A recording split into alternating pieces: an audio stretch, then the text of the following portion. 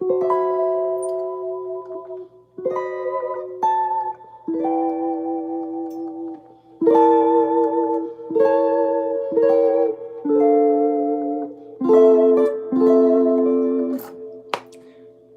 everybody, welcome to another Licks live stream. It's Friday, and this week we're going to dig into last week's Wednesday warm-up, and it is basically going to give you some jazz chords that you can use in a million different contexts.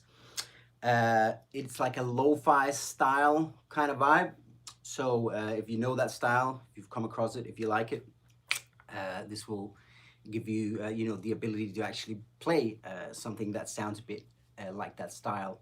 I've actually been putting out a few tracks recently in that sort of style with my little jazzy twist on it, and you can check out some of those tracks. The link below. One is called When You Smile, that came out just the other week, and also Birds, which came out a few months ago, and that's been doing really well. So that sort of enticed me to keep on putting out more stuff like that, because I love the vibe, and it seems to connect with people. And actually the tab for Birds is coming out soon. There's a free tab for it if you want to learn the sort of main riff. And When You Smile, the tab for that is going to come out real soon as well, along with the video, so that you guys can learn the whole thing if you dig this kind of vibe too. So there we go. I'm going to play the exercise for you. It's basically an exercise. Obviously all my warm-ups are, but I try to make them so that you guys can actually take the parts that make up the exercise and use them in your own playing, and so that they're sort of more valuable like that. First of all, let's just talk about a few of the basics. I'll play it for you. And before I do that though, I just want to talk about the sound. So obviously I'm playing my Strat here, and the sound is just basically a clean sound. You don't need a lot of fancy stuff to get this kind of sound, but I have rolled off almost all of the tone, so that it gets that jazzy, soft sound. And crucially as well, I'm playing everything with my thumb. So I'm rolling each chord like that. Okay, so that means something in terms of the sound, because that makes the sound a lot softer as well than if you were playing it with a pick like that. So I do have my pick here, just, have it. And, if I want to break out into soloing.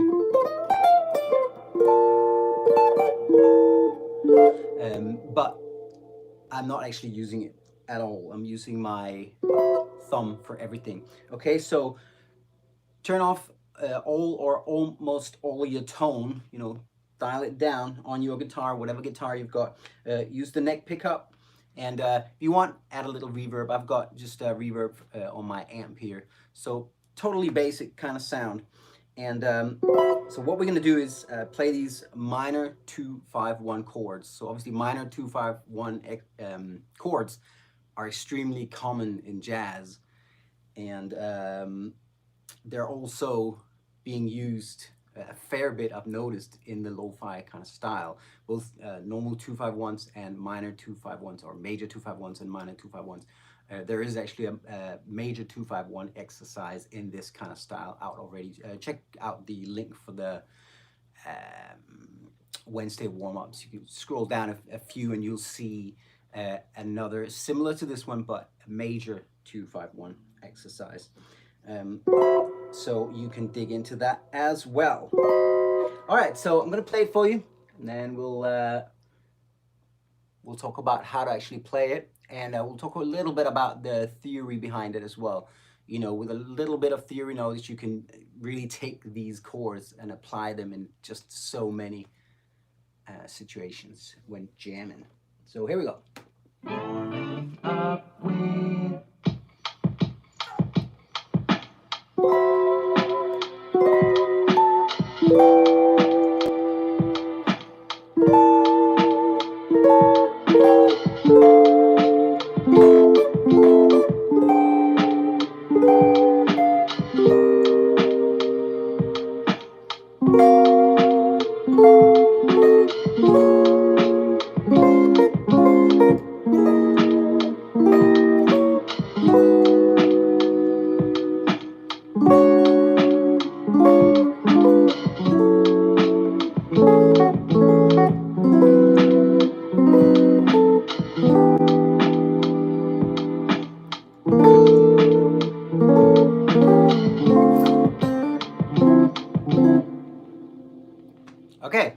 I'll do that one more time, guys. Here we go. Up with.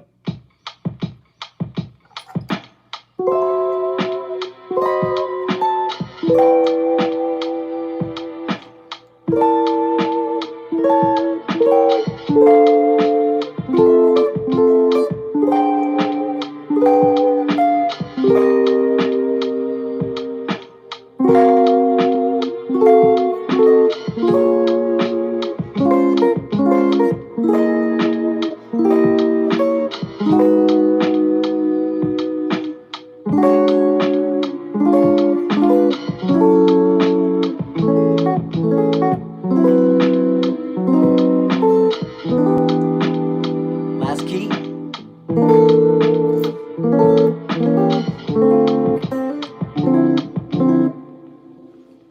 Okay, another thing you might notice about this is the timing. So I'm laying back on the beat quite a lot when I do this.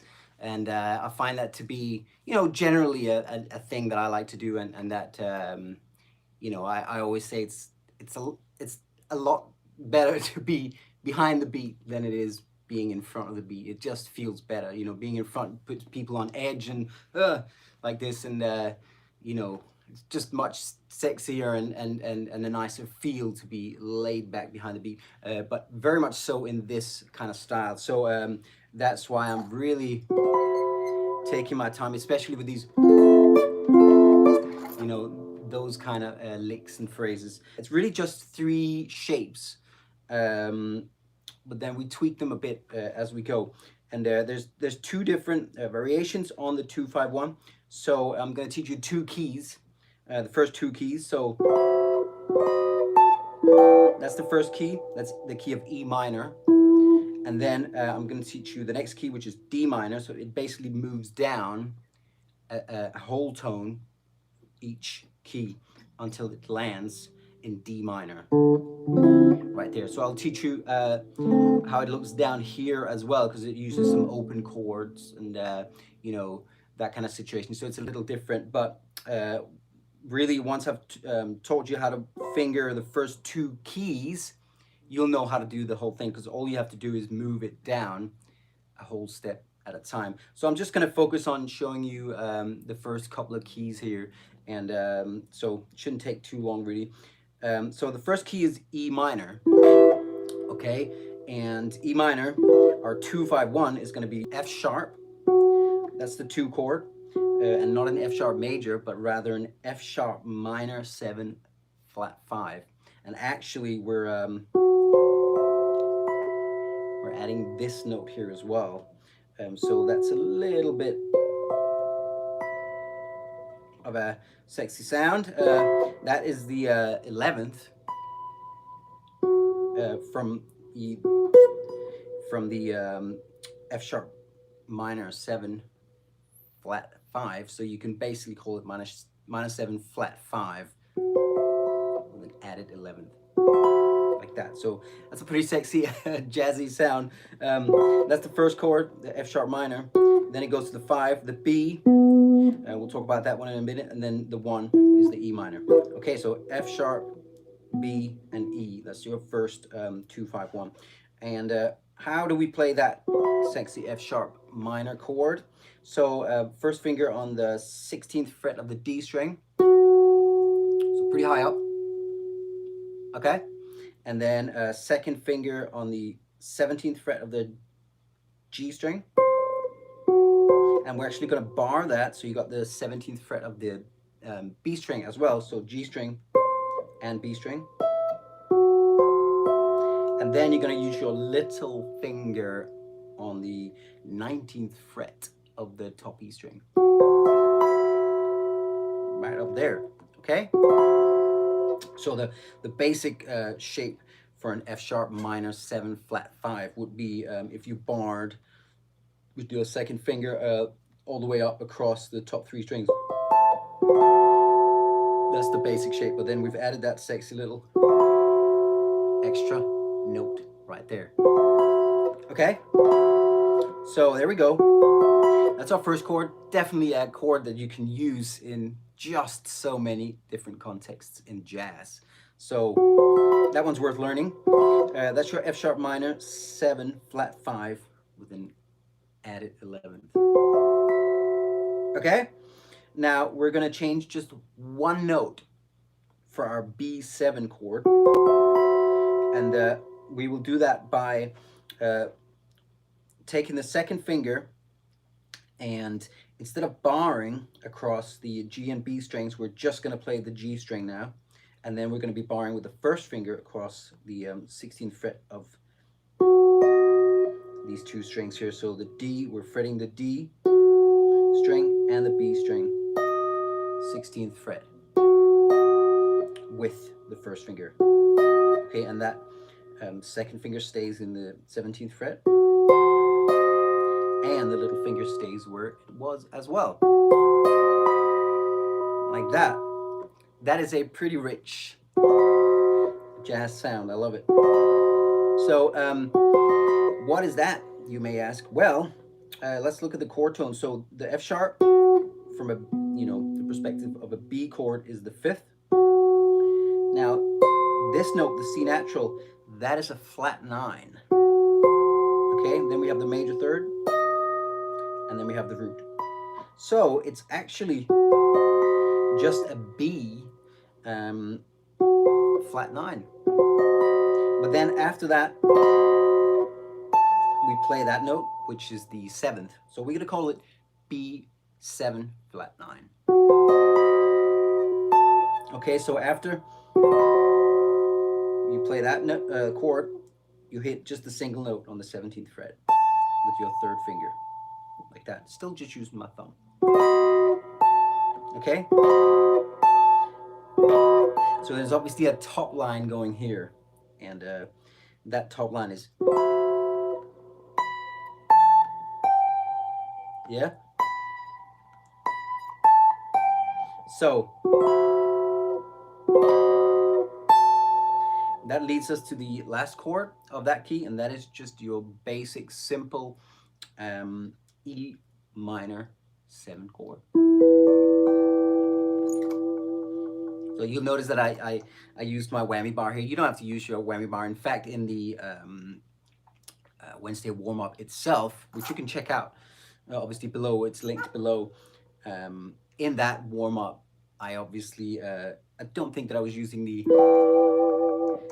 whammy bar like that, but I just felt like it just now. Just gives it a nice kind of wobbly and also quite a lo-fi style feel to it. Like that. So how do we play that? You take your first finger, on the 14th fret of the D string, then third finger on the 16th fret of the G, and then you bar with your second finger on the 15th fret of the B and E strings, like that. Okay, that's just your E minor 7 chord. Okay, and now if you want the tab for this, obviously it's free, linked below. All of my Wednesday warm-ups have free tab for them. And also, obviously, you can join my Patreon and get not just all the Wednesday warm-ups automatically, but you'll also get all of my intro solo tabs. So, I mean, there's more than 170 tabs up there now, and you can get access to them all just like that. So, like the tab lover tier, for example, which is the most popular tier on there, that'll get you access to all of my tabs. And then there's other tiers with, like loads of in-depth, like deep dive lessons and all of that sort of stuff. So connect with me on Patreon if you want to go a little deeper like that. I appreciate the support very much. So, okay, so that was the first key, guys.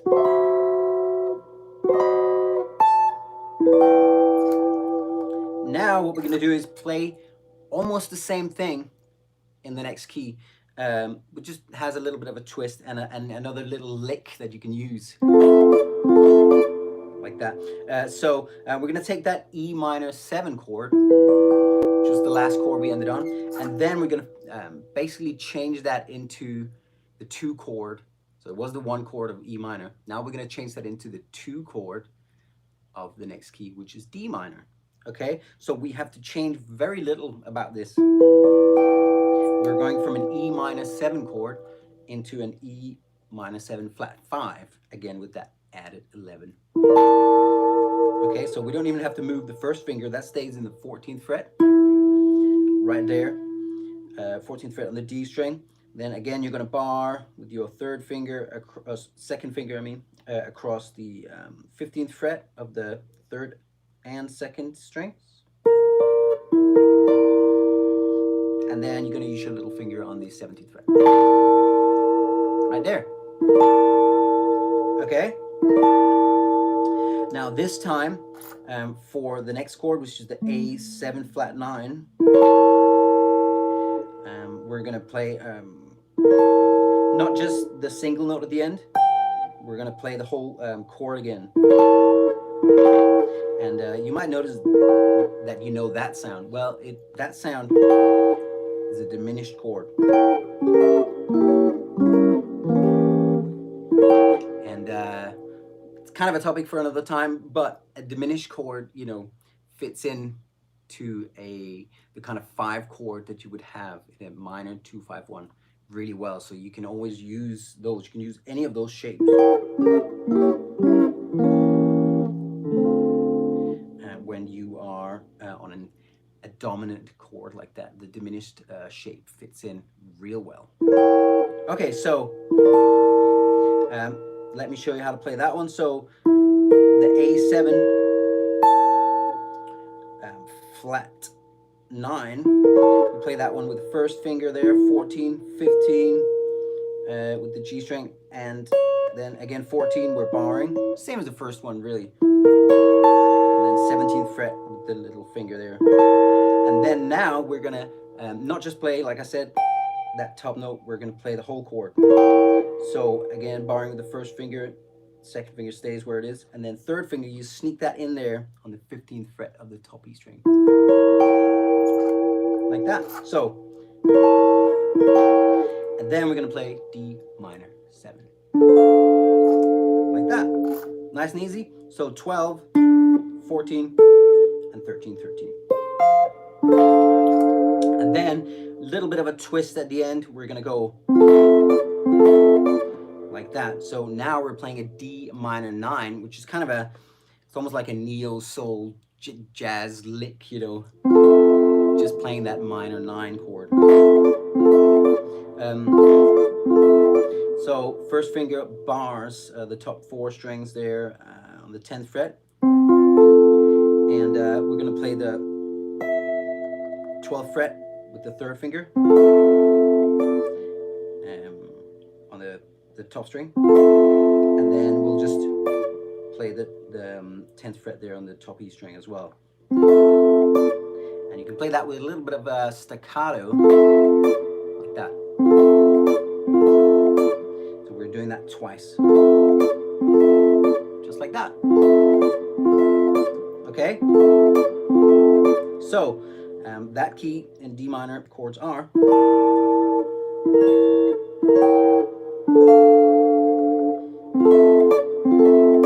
like that. So we have that little D minor 9 ending there, the key obviously being D minor.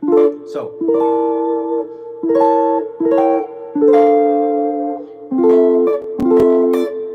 okay, and that is basically it.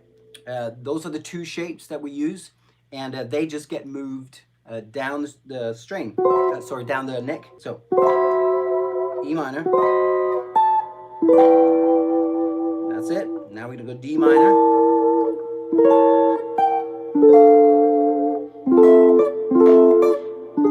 now C minor, there's that C minor, and then we're gonna go B flat minor,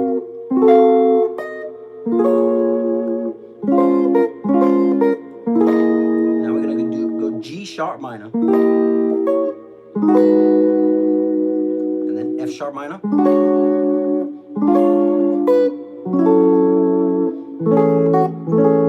and then finally E minor again,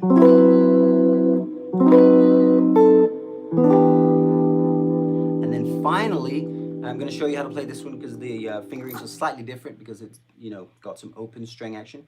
finally we're gonna go to D minor, like that, and play the obviously the E minor 7 flat 5 with that added 11, and then we're gonna play the A7 flat 9, and then we're gonna play the D minor 7 like this. So open D, second finger on the second fret of the G string, and then first finger on the top 2 strings there on the first fret. And then we're gonna do a little hammer on from 1 to 3 on the B string, like that. And then finally we're gonna go like that. That's just a D minor 9 chord right there. So second finger on the third, fifth fret of the A string, and then first finger on the third fret of the G, of the D string, and then you're barring with your third finger on the fifth frets of the G and B strings respectively. So, and again, remember I'm playing this with my thumb and not just going like that quick, but I'm really rolling them very slowly across the string. So it's kind of like, almost like playing an arpeggio really, because I'm playing it so slowly that you can hear each note going da da da da da, like that. Okay? So,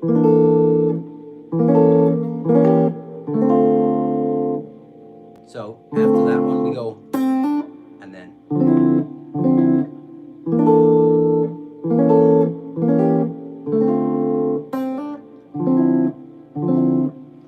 there we go, guys. So I hope that these chords will help you out with your jazz playing in general, and just give you some new tools to play around with in your solos.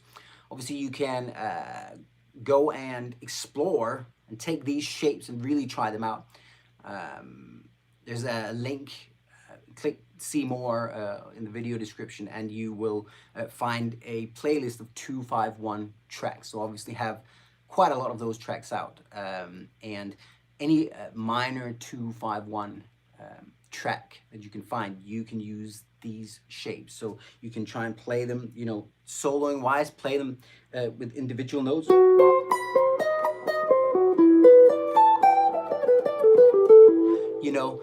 or just play the chords as comping, or as Joe Pass style, like chordal soloing, whatever you can do, whatever you can think of. But the point being, try to experiment with these chords and these licks, because that's when it really will open up your playing and give you some new perspectives, hopefully. It's all about exploring. I mean, that's the name of the game for me anyway. I feel like that's how you get the most out of any lick. If you just learn a lick and say, oh, now I know that lick, well, you've not given it a chance to really become part of your playing, and you've not given it a chance to really elevate your playing if you hadn't made it yours by really turning it on its head and experimenting with it and trying it out in lots of different jam kind of scenarios. So anyways, that's my tip for you guys. Take these licks, or any of my licks really, from the Wednesday warm-ups, and or from the intro solos, run away with them. Try to make them your own by really experimenting with them. That's when any lick from anybody really starts to become yours, when you start to experiment with it. So take the time to do that. You won't regret it, I'm sure. That's really where the fun starts, when you have lots of licks that you can really play around with, and you never run out of ideas, because you always have something that you can pull into a scenario and twist around to have fun with. So, and yeah, that's it, guys. Hope that that's exactly what you will do. Have fun, and I will see you very soon. So obviously more Wednesday warm-ups coming, and I am also putting out a new jam tomorrow. I've got a Dorian style jam. It's been a little while since we've had a Dorian mode jam track, and man, I really love this one. I had so much fun with it. So I hope that you guys will enjoy it. I'll have scale maps for it as well on Patreon.